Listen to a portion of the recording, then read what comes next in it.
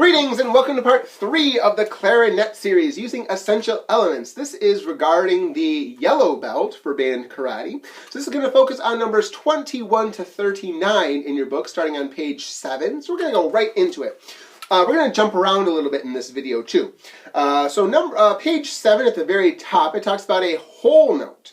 So a whole note, notice, is just a circle. There's no stem on it. Okay, so a whole note you hold for 4 beats. So you've had a half note which you hold for 2 beats, ba, ba. Quarter notes which you hold for 1 beat, ba, ba, ba, ba. Then a whole note you hold for 4, ba. Easy enough. You also have a whole rest. It looks like a half rest, but it's a whole rest. The difference is that it's underneath the 4th line.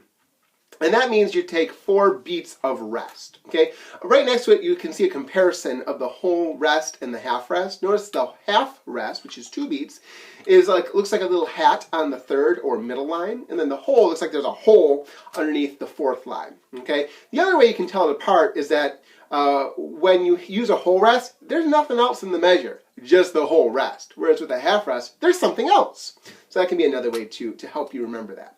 Good. Let's look at number 21, the whole thing. So notice there are some breath marks in here, those little commas. Again, those are the perfect places to breathe, as well as any time you have a rest. As you progress, try to utilize those breath marks to your advantage, and only breathe on those at the beginning, on the breath marks, and on the rest. But for now, breathe when you need to. All right, here's 21, the whole thing. Notice there's a repeat sign at the end. We'll repeat this one.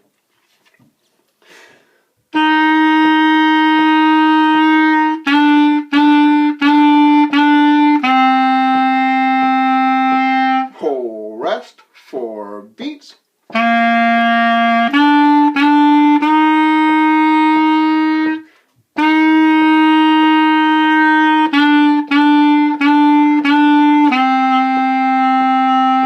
Whole rest, 4 beats.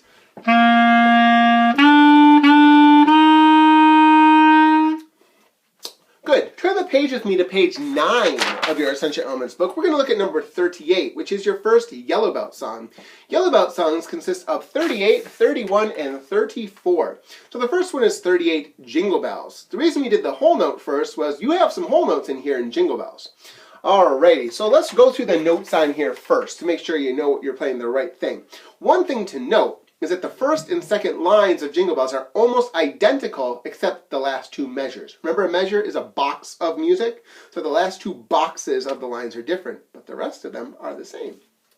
So it's going to go E, E, E, E, E, E, E, G, C, D, E, F, F, F, F, F, E, E, E, D, D, E, D, G, E, E, E, E, E, E, E, G, C, D, E, F, F, F, F, F, E, E, G, G, F, D, C. Let's play it.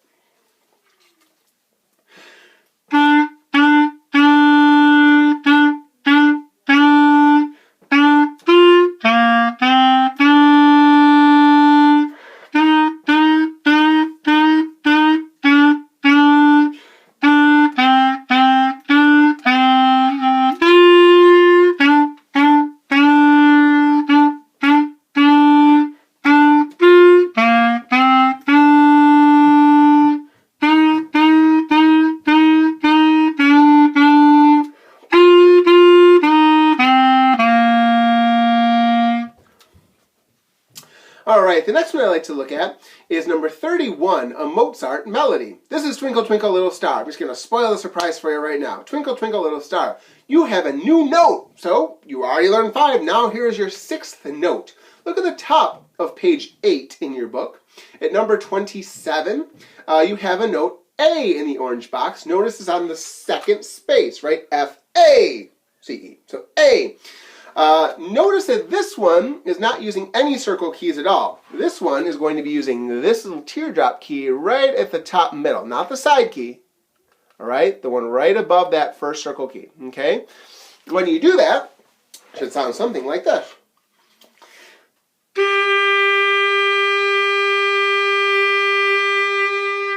That's your A. Now, just a couple notes about fingering. When you're playing your clarinet, as much as possible, you want to have your fingers hovering over the keys without pushing them down when they don't need to be pushed down. Sometimes I go a little flourish, or I lift my hands or something, just so you can see better the keys that I'm pushing down. But the best practice is to keep your hand hovering over those keys. Okay? All right, so Mozart melody. Let's go over the notes first.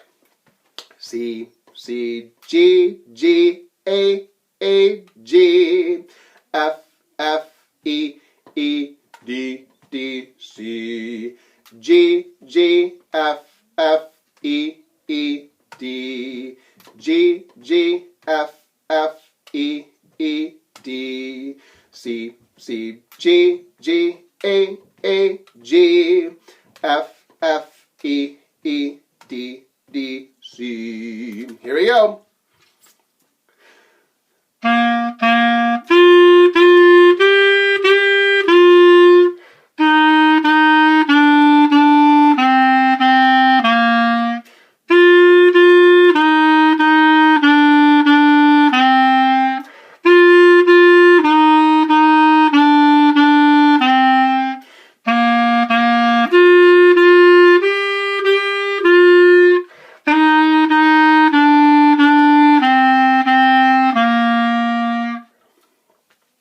Let's keep going. The last yellow belt song is number 34, Doodle All Day, and you get to learn yet another new note. Look right above it. At number 33 on page 9, you notice that there is a B. So B is is underneath that first ledger line. Remember we talked about we expand the staff higher and lower with little lines called ledger lines? C is always on a ledger line, right? Okay, that note head with a line running through it. B is underneath that ledger line, because again, alphabetically, it goes backwards, right? If your first line is E, so E, D, C, B. Next line would be A, which we'll get to later. All right. Note B, look at the fingering chart next to it, is your C, and then your middle finger on the bottom. Okay. Please make sure you're using your middle finger. Don't use your first finger. Don't use your ring finger. Don't use your pinky. Don't use your tongue. Just use your middle finger there. Every finger has its own home key. Otherwise, you're going to be all over the place and you're going to drop your instrument. So C and middle finger is called B.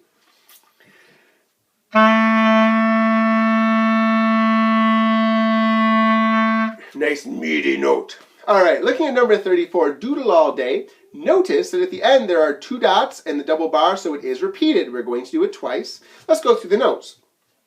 E, E, C, C, E, E, C, E, E, F, E, D, half rest.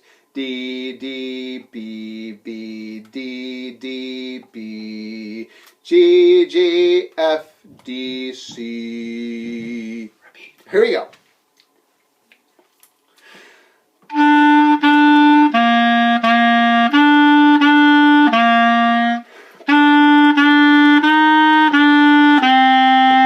Half rest.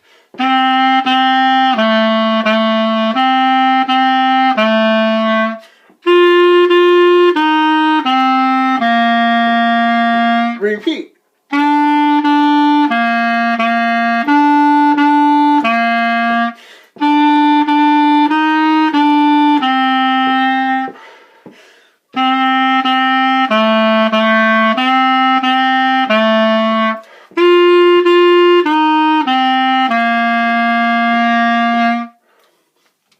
Okay, now we're going to go back. We're going to do some exercises in your book that are good to do, because we don't really want to move on to orange too quickly, that we miss out on some key concepts and some good exercises, some great songs in this section. So we're going to go back to page 7 for a second, and I'm just going to play through some songs. At this point forward, I'm not going to be doing so much note naming for you as before. By this point, you've got a good understanding of the lines and spaces and using the charts to figure out where the notes are. I would also encourage that after this point, you don't write notes in anymore and that you just do it by your brain and figure out where the notes are. Because by this point, you're able to make some good sounds, you're able to figure out where your notes are. And eventually, you're going to be learning rather quickly that there's like 2 A's. You know this A, we're going to start learning another A. I'm not going to show you yet. And if you write an A over the note, you're not going to know like high A, low A, super high A flat, A sharp, any of that. The other thing you won't be able to do by writing your notes in is the note durations. If you're just looking at the note name that you put on there, the letter, you're not going to be able to tell, is it for a whole note, a half note, a quarter note? So the duration is something that you lose. Okay, so at this point forward, I would encourage you not to write your notes in anymore and just utilize your brain, get those skills. Okay, enough about that. Here's page 7. We're going to look at number 23, march steps.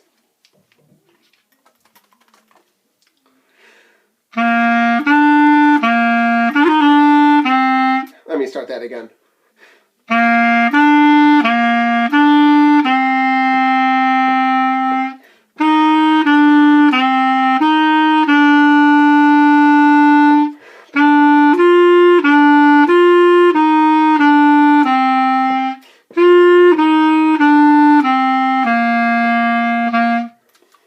Now let's look at number 25, lightly row.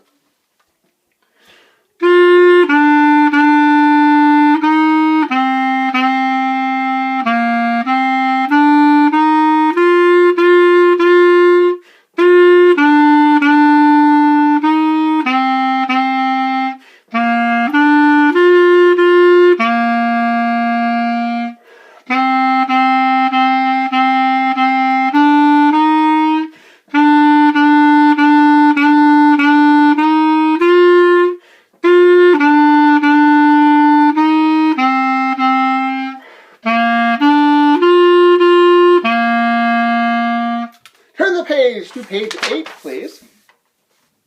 Let's look at number 27, reaching higher. That's the first instance where we would see note A. Notice at the end of number 27, above the last note, you have this little eyeball looking thing. And if you look at the very top of page 8 in the orange box, it talks about a fermata. A fermata looks like an eyeball, and it just means hold the note longer than normal. Just longer. Can be forever. Can be a little bit, but longer than normal. Here's 27.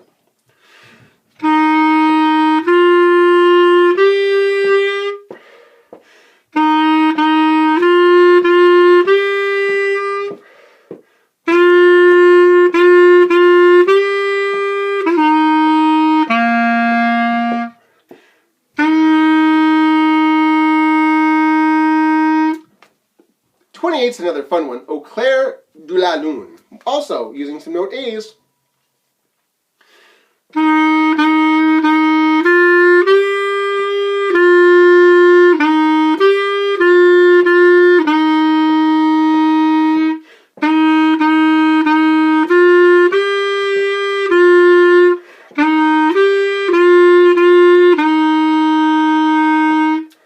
Over on page 9, we're going to look at number 33, the first one on the page, deep pockets, because that's where you first note the low B.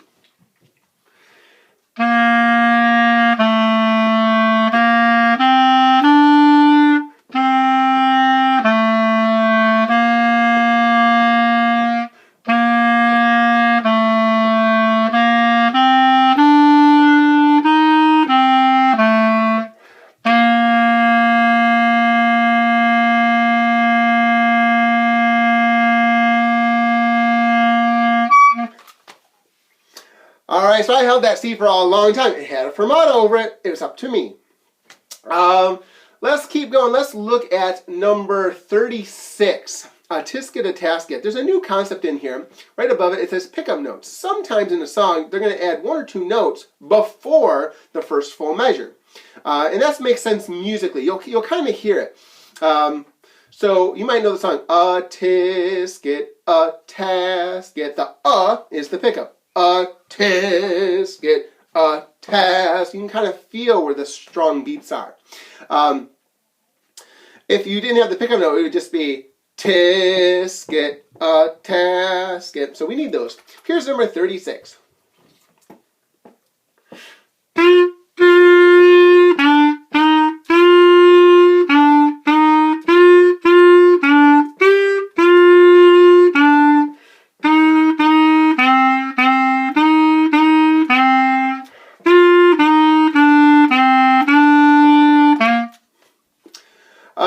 underneath Tisca-the-Tasket, we talk about dynamics.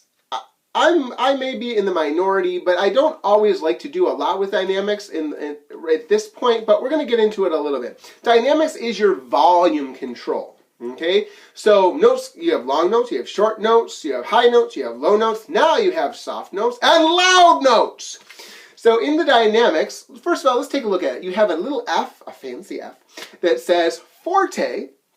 That means play loudly. It's Italian, okay? Most musical terms that we're going to be learning are in Italian because Venice, Italy was like the place for music when notation was just kind of getting going many hundreds of years ago. You also have in there mezzo forte and MF. M is mezzo, think of it as medium. So mezzo forte, medium loud. Then you have piano, the little P. That means play softly. MP would be mezzo piano or medium soft, okay? If you look at Jingle Bells 38, notice that you start off in mezzo forte. That's just your regular volume, okay? And usually we play it about a mezzo forte. And then towards the end you get to play forte, loud. Everyone loves playing loud. It's easy to play loud. Look at number 39, my dreidel. Okay, notice that you have a G pickup note, right? You have a note that kind of comes before there. Notice that you start MF, mezzo forte. So you start medium loud. Then about halfway through the first line, you have a little P. So you go soft, so piano. At the very end of the first line, you have an F for forte. So you get to play loud. And you get to play loud for the rest of the piece. Here's 39, my dreidel.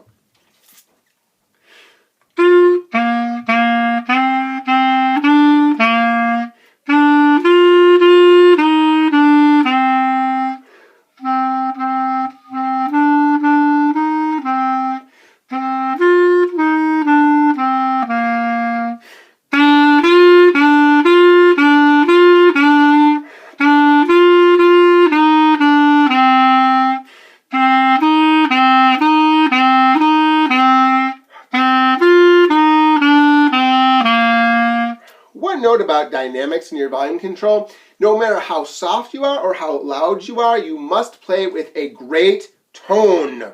This is not a good tone.